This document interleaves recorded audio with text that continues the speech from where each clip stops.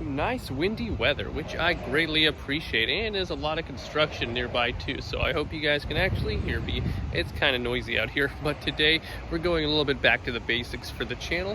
We're gonna explore a few different cities in a single day with a few different stops along the way.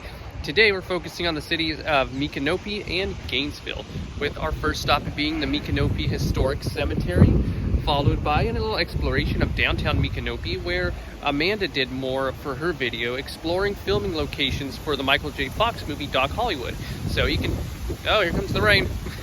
I better get moving. Anyways, finishing this intro here.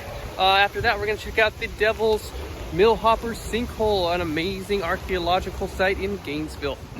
So come along with me as we explore and have slightly better weather than I'm experiencing right now. So I'll see you all in a little bit. Bye.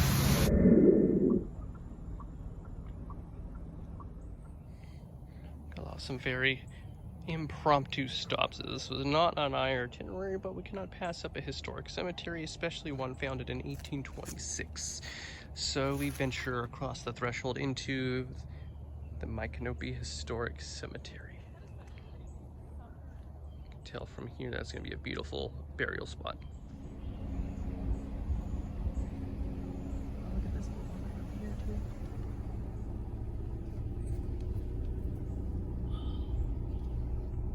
These are super old. There's not like tempted to locate the history of this site, but this sign is so weather worn you can't make out more than a little bit. As you can see here that this was originally founded by H.L. Montgomery in the 1800s, so this is absolutely historic cemetery. The gated off section right there looks like it might be like some of the oldest markers too. So, very pretty. So these headstones here, you can see that aged in time, that they've actually got mold on them and they're slanted. This one from 1903. Look at this one right here. You can see nature almost reclaiming the headstones themselves, which is fascinating. 1904 for that one. The Knox family. All these small headstones scattered around here as well. Most of them weather worn, to the point that I can't read the inscriptions. So to those with these unreadable markers, still honor your memory, even if we unfortunately don't know who you are, but we acknowledge your existence in your past life. Passing through this section here, you can see that there's almost like a street or avenue of gated off areas here. If I had to guess, and I say guess because I haven't looked into it, I'd say that each of these different plots is probably perhaps a different family that are interred in these fenced off locations. Look how old and rusted the fences are here, as you can tell how long some of these graves and spots have been here. It's a beautiful greenery, beautiful natural trees and Spanish moss everywhere.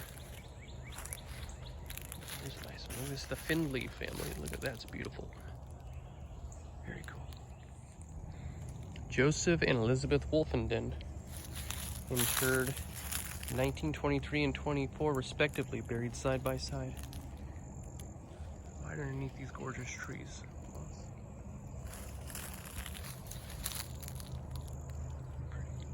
Here's an interesting one, this little ladybug. This is for Miss Susie King, who was only 12, passed away back in 1897, so back in the 19th century. You can see in there, a little closer, some of the trinkets that people left. There's a book, and that looks like a little, I think that's a little wampa from Star Wars. Obviously, she wouldn't know what Star Wars is, but I'm sure she still appreciates the cute little trinkets left behind. Rest in peace, little Susie. This is a pretty cool bench. Right here next to this little sprig of blue jacket flowers, very pretty.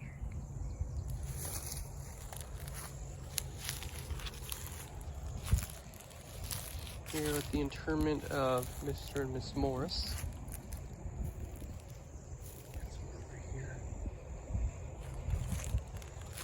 A few little trinkets over on these ones here. See, Miss Alice Harp has a little cardinal, and Miss Norma Swinson has those cute little frogs right there. It's beautiful markers. Love all these little sprigs of moss that we're walking over. It's really nice. But look at this monument right here. This is the Woodmen of the World Memorial. Not too familiar if that's like a particular society or some type of club like the Moose or the Elk. I'm not familiar with it. It's for Barney Harris, interred in 1914. That's an old one too, but it's a beautiful design. You're 114 years old. That's right.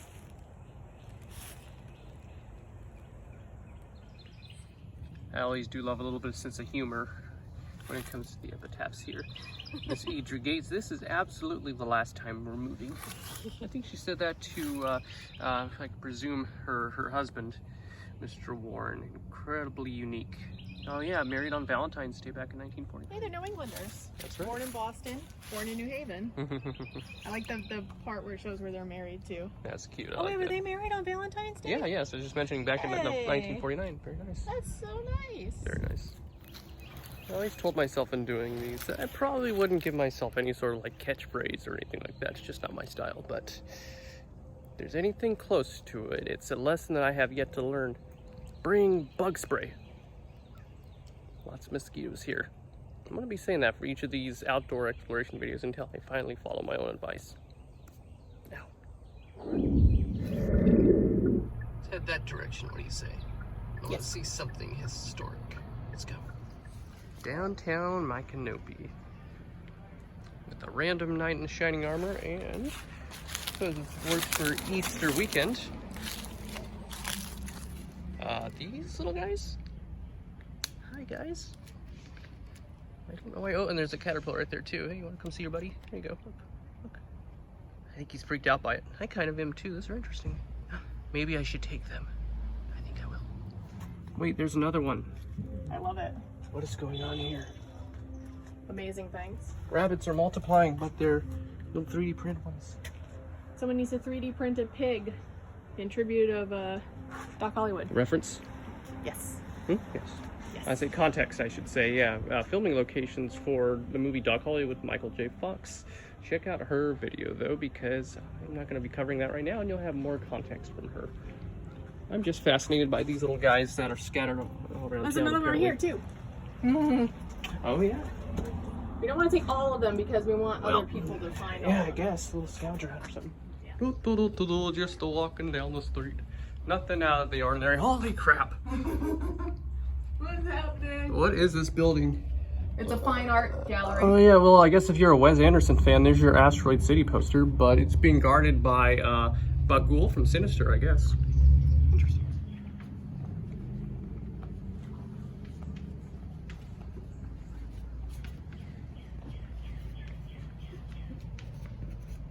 Be kind to yourself. A good lesson for everybody. There we go. Sorry for my Lesson to everybody there, including this guy right here. Hey kitty, be kind to yourself, okay? Yeah, see? Take it to heart. Okay. I do love a little free library, and this one by this beautiful gazebo has another rabbit. They're everywhere. I don't know if there's any books in here that I'm gonna pick up today. I know Amanda's off to get one, and I think I know which one, given the historical significance of this area. I just want to point out the little rabbit. Boink, boink. Yep, that's the one I imagined. Yep. Lucky Man by Michael J. Fox, his memoir. And it's going right into the little free library in Micanopy. Right down the street from where he filmed Doc Hollywood. Very nice.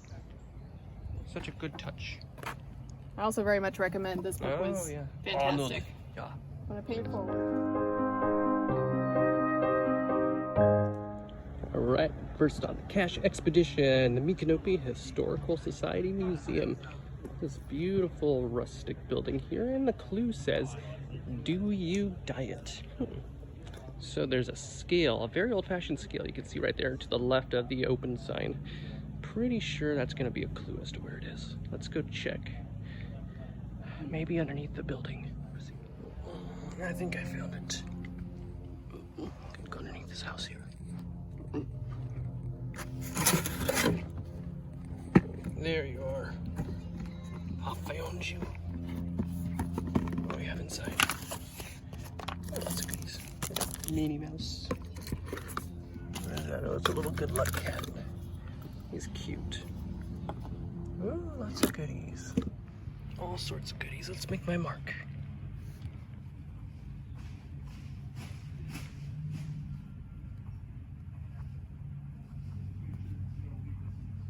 There we go. Success.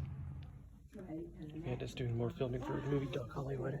She said the interesting thing was, she said they did about 6 takes on that. Oh wow, really? And every time they put a fresh steak on their plate. So she said her dog ate well. And that actually is the best. Oh, This is neat. It's amazing. Lots of history. I dropped something, excuse me. Because so much of his There journey he is is. about, you know, being in the medical, you know, doing medical Filmed in advocacy. 1989. So I find that to be cool. I wanted to go visit the site just to pay respects and stuff like that. So, I mean, he's still with us. So the building I'm in right now is called the Thrasher Warehouse. So a house built back in the 1800s, and of course, as you can see now, converted into the history museum for the town of Micanopy. Of course, just in the interest of time here, I gotta go by really quickly showing you the artifacts, but there's a lot of amazing and beautiful history from the country.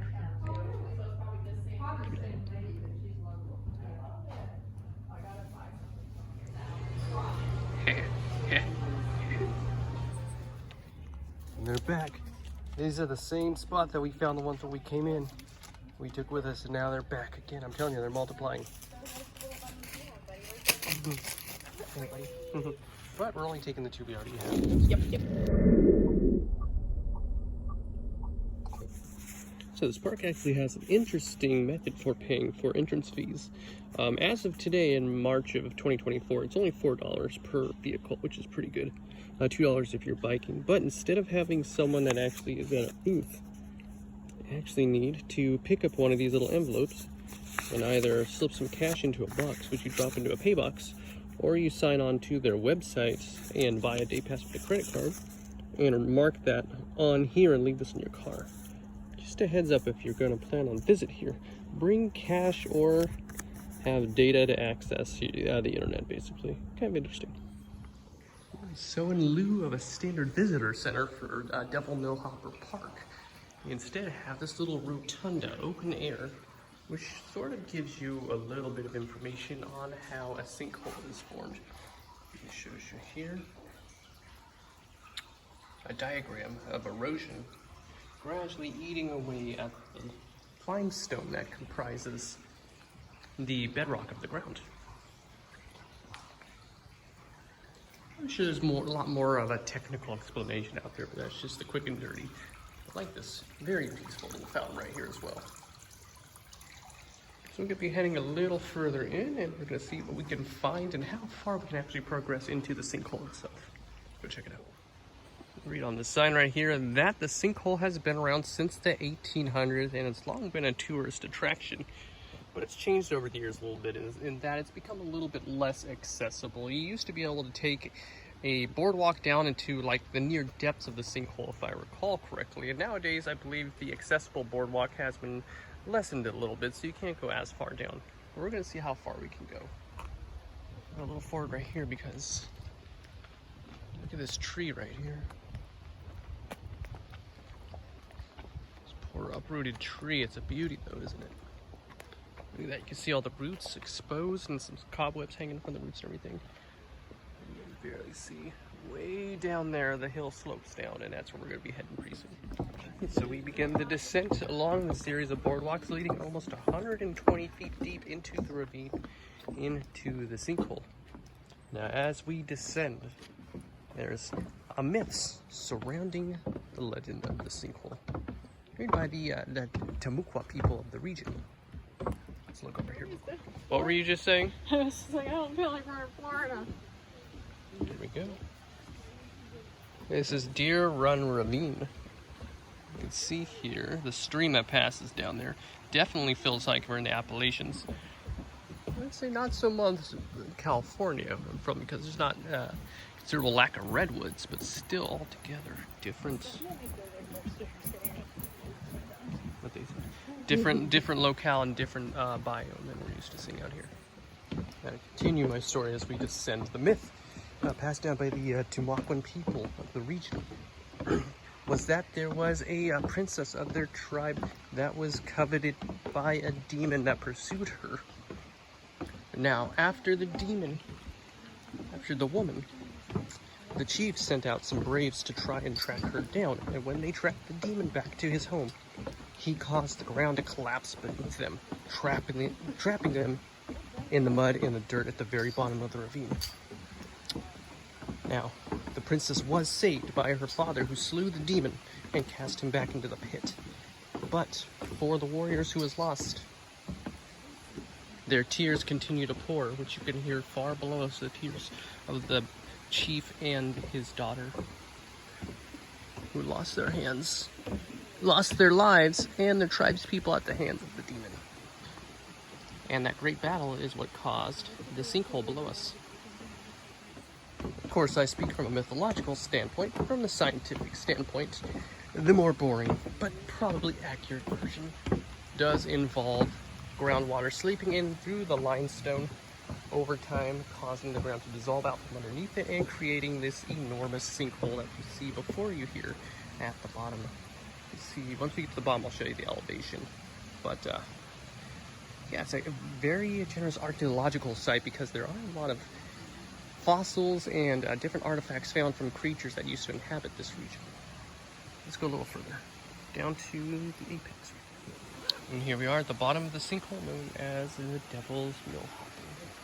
You can see here, it's hard to gauge from here, but we went up a good flight of steps down here into the depths.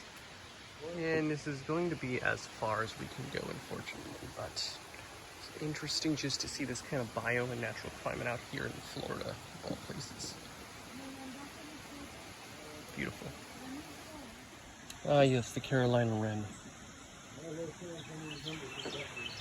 Can you hear him? Tea kettle, tea kettle, tea kettle.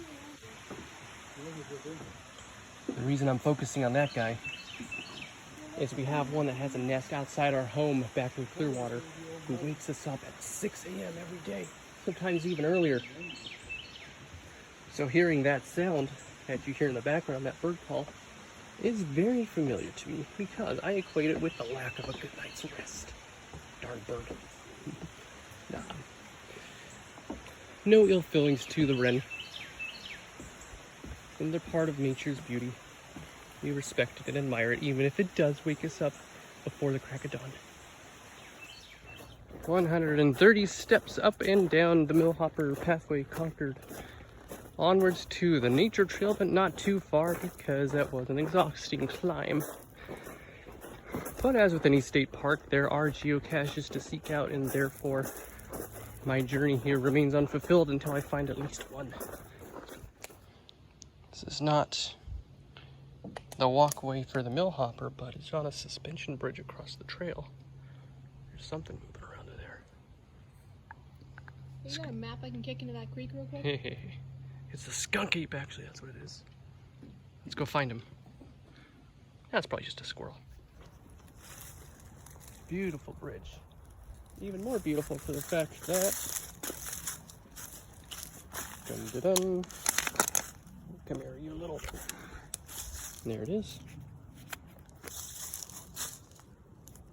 Well, it looks like it's just going to be a logbook, but a successful find is a successful find altogether. Yay.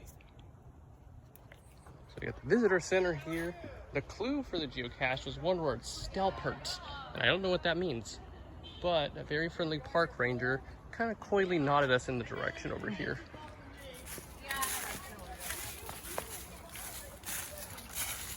There's that little booger. You can hear them chatting in the background. Thank you very much, park ranger. I greatly appreciate for this find. And into the cache, we are going to leave this little guy. He's gonna have a new home right in here. So first one to come out to the Devil's Millhopper and find this little pill bottle gets a new little pet dinosaur. Enjoy. Fare thee well, friend, and fare thee well on your travels. Ah! Yeah. Well, welcome back, travelers. We're gonna finish our outro today from my porch because, as you saw in my intro video, the weather picked up a little bit on the day that I'm recording this. So just a quick follow-up to say thank you for sticking around, of course, and I do hope that you enjoyed all the great sights of Micanopy and Gainesville, including that amazing Devil's Millhopper archaeological sinkhole. Now, one thing I neglected to mention is that sometimes that sinkhole is actually filled with water as a result of rain coming down, more so before the soil can actually absorb it. And as you saw in the video, unfortunately the day we visited, it was dry as a big old dust pit. But it was still interesting to see an amazing landscape for an area like Florida, where you wouldn't necessarily associate with beautiful Greenland and brushes like that outside of, say, mangrove swamps or anything similar to that. But I do hope that you did enjoy our little trip today and all the wonderful sights we had to see.